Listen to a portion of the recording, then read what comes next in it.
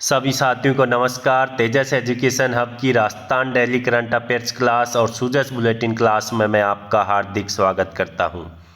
आज 14 मार्च 2024 के जो महत्वपूर्ण क्वेश्चन बनते हैं, चाहे वो सुर्खियों में हो, चाहे न्यूज़पेपर में हो, या सूजस बुलेटिन से हो, या गवर्नमेंट वेबसाइट से हो, उन सभी पर हम विस्तार से चर्चा करेंगे। शुरुआत करते हैं पहले क्वेश्चन की। रीति आयोग के अध्यक्ष कौन होंगे? देखिए, रीति आयोग का नाम आपने पहली बार सुना होगा। रीति आयोग बहुत ही वेरी इंपॉर्टेंट क्वेश्चन है। बिल्कुल पूरा आपको समझाया जाएगा रीति आयोग क्या है, इसके कार्य क्या होंगे, इसकी जो संरचना है वो कैसी होगी। सबसे तो पहले ये समझिए ये किसकी जगह लाया गया है। जैसे पहले योजना आयोग था, योजना आयोग की जगह नीति आयोग लाया गया, तो राजस्थान में रीति आयोग किसकी जगह लाया गया है, क्वेश्चन यहाँ से बन सकता है। तो मुख्यमंत्री राजस्थान आर्थिक सुधार सलाहकार परिषद को बंद कर दिया गया है। सलाहकार परिषद, मुख्यमंत्री राजस्थान आर्थिक सुधार सलाहकार परिषद की जगह पर रीति आयोग का गठन किया गया है। तो मुख्यमंत्री राजस्थान, इसके क्या लग गए हैं, अब ताले लग चुके हैं, ये बंद हो चुकी है, उसकी जगह रीति आयोग का गठन किया गया है। अब जानते हैं रीति आयोग की फुल फॉर्म क्या है। दूसरा महत्वपूर्ण क्वेश्चन, तो यहीं पे जगह क्लियर कर लेते हैं ताकि आपको बिल्कुल हर क्वेश्चन को ध्यान से समझा जा सके। रीति आयोग की फुल फॉर्म, राजस्थान इंस्टीट्यूट। देखिए, राजस्थान इंस्टीट्यूट फॉर ट्रांसफॉर्मेशन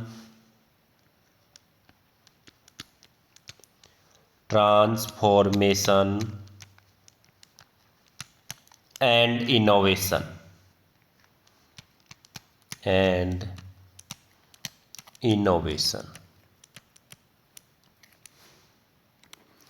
तो ये देख लीजिएगा यहाँ पे RITI।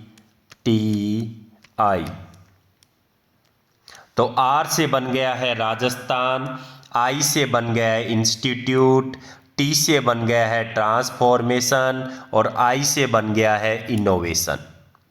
तो बिल्कुल आप रट लीजिएगा इसको, इस फुल फॉर्म को। आने वाले 5 साल तक आपको ये काम आने वाली है। अब चर्चा कर लेते हैं इसकी संरचना की। इसका अध्यक्ष कौन होगा, इसका मुख्य कार्यकारी अधिकारी कौन होगा, इसका उपाध्यक्ष का जो चयन है वो किसके द्वारा किया जाएगा। तो देखिए, सबसे पहले आपको इसकी अध्यक्ष हैं उन पे चर्चा कर लेते हैं। संरचना की बात करें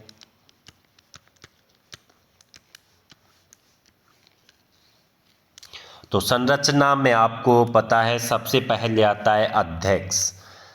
तो इसके अध्यक्ष कौन होंगे।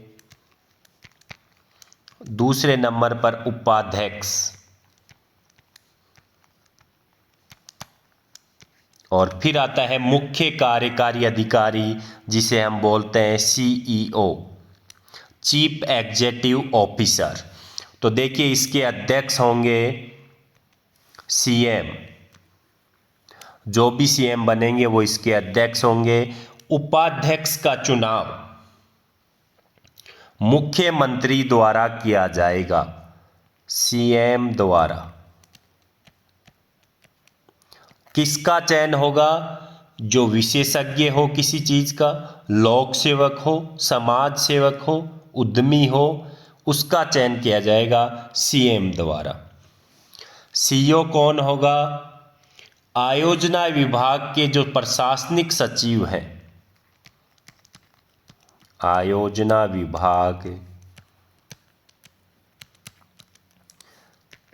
के प्रशासनिक सचिव इसके CEO होंगे, प्रशासनिक सचिव। इसमें कैबिनेट के जो कुछ मंत्रीगण हैं उनको भी आमंत्रित किया जाएगा। कुछ विषय विशेषज्ञ हैं उन्हें विशेष आमंत्रित सदस्य के रूप में नामित किया जाएगा। आपको यहाँ पे 3 का ध्यान रखना है। अध्यक्ष होंगे सीएम, उपाध्यक्ष का चयन जो पूर्णकालिक सदस्य के रूप में होगा उसका जो मनोनयन है वो सीएम द्वारा किया जाएगा। सीओ होंगे आयोजना विभाग के, जो प्रशासनिक सचिव होंगे वो नीति आयोग के भी मुख्य कार्यकारी अधिकारी होंगे। अब चर्चा कर लेते हैं इसके कार्य क्या हैं, ये काम क्या करेगा उस पे चर्चा कर लेते हैं। पूछा जा सकता है अच्छे लेवल के क्वेश्चन के रूप में कि नीति आयोग का निम्न में से कौन सा कार्य नहीं है, या नीति आयोग के कार्यों के बारे में गलत कथन को पहचानिए। इस प्रकार से संबंधित इनके कार्यों से संबंधित क्वेश्चन पूछा जा सकता है। तो देखिए अपना अब चर्चा कर लेते हैं। अपन ने देखिए इसको विस्तार से जानना है क्योंकि आने वाले एग्ज़ाम में ये महत्वपूर्ण होगा आपका। बिना टाइम वेस्ट किए हम इसके समस्त तथ्यों को विस्तार से जान लेते हैं। इसका सबसे काम है विकास के लिए सुझाव देना सरकार को, विकास के लिए नीतिगत सुझाव। जो नीति बनाई जाएगी, विकास की पॉलिसी बनाई जाएगी, उसके लिए सरकार को क्या देगा, ये सुझाव देगा। सबसे महत्वपूर्ण कार्य होगा ये। दूसरा कार्य है विकसित राजस्थान के लिए, विकसित राजस्थान जिसका लक्ष्य रखा गया है 2047 तक। विकसित भारत का निर्माण 2047 और विकसित राजस्थान का भी निर्माण 2047 का लक्ष्य रखा गया है। उसके लिए नीति निर्माण, किस प्रकार से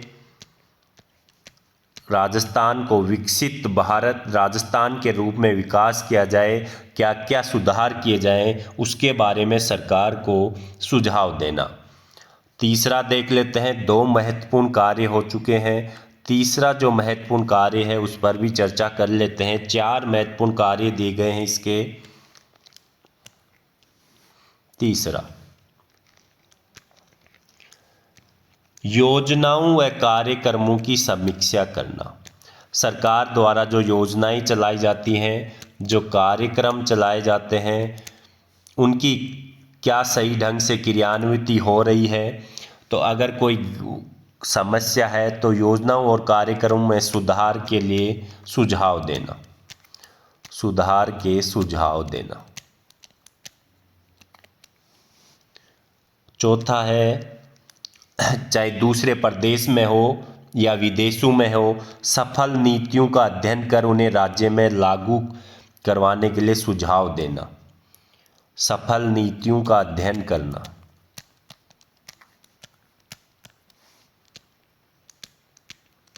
सफल नीतियों का अध्ययन करना। तो 4 महत्वपूर्ण कार्य बताए हैं मैंने, एक बार पुनः समझ लीजिए। राज्य का विकास के लिए चाहे किसी भी क्षेत्र में हो, चाहे ऊर्जा के क्षेत्र में हो, सड़क के क्षेत्र में हो, कोई भी क्षेत्र हो, नीति तैयार करने के लिए सुझाव देना। विकसित राजस्थान 2047 के लिए नीति का निर्माण करना। सरकार द्वारा जो योजनाएं चलाई जा रही हैं, कार्यक्रम चलाए जा रहे हैं, उनकी क्रियान्विति में अगर कोई सुधार संभव है तो उसमें सुझाव देना। देश और विदेश में जो सफल नीतियां हैं उनका अध्ययन कर और राजस्थान के परिप्रेक्ष्य में उनको लागू करवाने के लिए सुझाव देना। तो 4 महत्वपूर्ण कार्य हैं। इस प्रकार ये नीति आयोग के बारे में हमने जितना हो सकता था उतना विस्तार से जान लिया। इससे बाहर एक भी क्वेश्चन, चाहे किसी भी लेवल की एग्ज़ाम हो, चाहे वो 4th श्रेणी से लेकर IAS लेवल तक की एग्ज़ाम हो, इसे बाहर एक भी क्वेश्चन नहीं जाने वाला है। इतना मैं आपको गारंटी से लिख के दे सकता हूँ।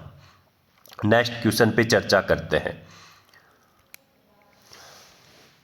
लोकसभा चुनाव में जोधपुर जिले का ब्रांड एम्बेसडर किसे बनाया गया है। देखिए, ब्रांड एम्बेसडर क्यों बनाया जाता है, उस जिले का कोई प्रसिद्ध चेहरा हो और जागरूकता के लिए बनाया जाता है। जागरूकता के लिए बनाया जाता है उस जिले के किसी फेमस चेहरे को, प्रसिद्ध चेहरे को। तो जोधपुर जिले का बनाया गया है रवि बिश्नोई को। रवि बिश्नोई जो गेंदबाज हैं, रवि बिश्नोई। बहुत ही अच्छा क्वेश्चन है ये भी।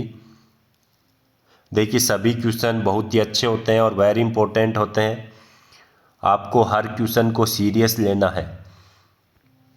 राजस्थान में ई ड्राइविंग लाइसेंस की सुविधा कब से प्रारंभ होगी।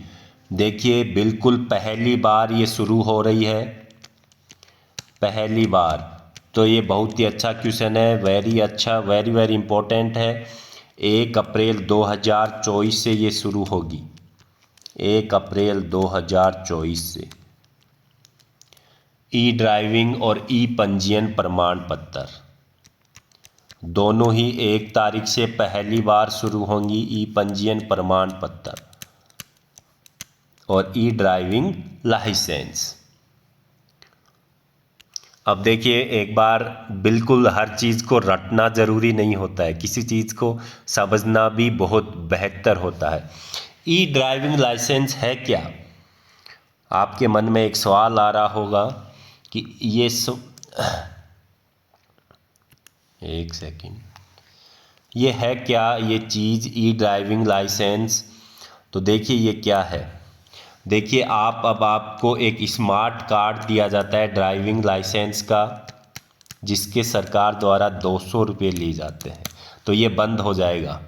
अब 200 रुपये किसी काम के नहीं है, नहीं लिए जाएंगे आपसे। स्मार्ट कार्ड आपको नहीं उपलब्ध करवाया जाएगा।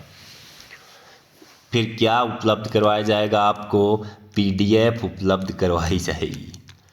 देखिए, ड्राइविंग लाइसेंस की भी आपको PDF दी जाएगी, लिंक दिया जाएगा आपको, वहाँ से आपको PDF डाउनलोड कर लेनी है। फिर क्या करना है, उसे किसी भी ई मित्र की दुकान पे जाइए आप और उसका प्रिंट निकलवा लीजिएगा।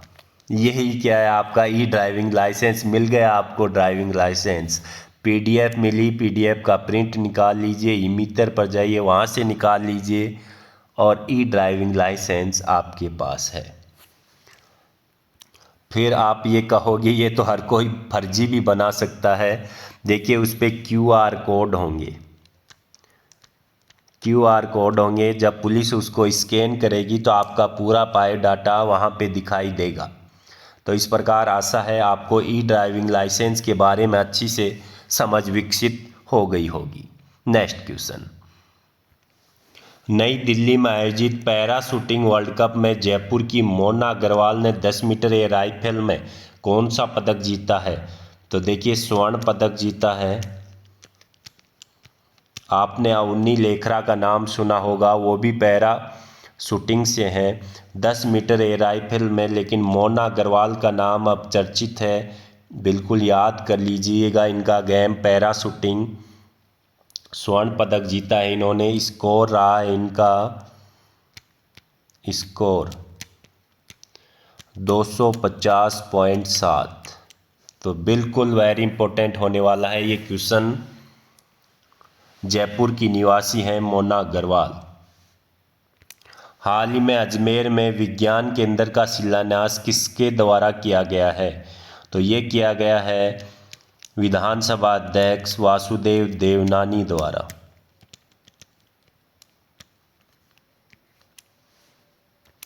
ये क्वेश्चन भी बहुत ही अच्छा है। राजस्थान के किस जिला कलेक्टर को विकसित भारत संकल्प यात्रा में प्रथम स्थान के लिए सम्मानित किया गया है। Very important. देखिए, हर इम्पोर्टेंट होता है लेकिन कुछ और भी इम्पोर्टेंट होते हैं, ऐसे क्वेश्चनों में है ये क्वेश्चन भी। तो डूंगरपुर के जिला कलेक्टर, डूंगरपुर के जिला कलेक्टर डॉक्टर अंकित सिंह को प्रथम पुरस्कार दिया गया है विकसित भारत संकल्प यात्रा में पूरे राजस्थान में। हाल ही में भगवती प्रसाद अवस्थी साहित्य विभूषण सम्मान से किसे नवाजा गया है? इकराम राजस्थानी को। इकराम राजस्थानी को नवाजा गया है। इस प्रकार हमने 14 मार्च 2024 के महत्वपूर्ण क्वेश्चन पे चर्चा कर ली है।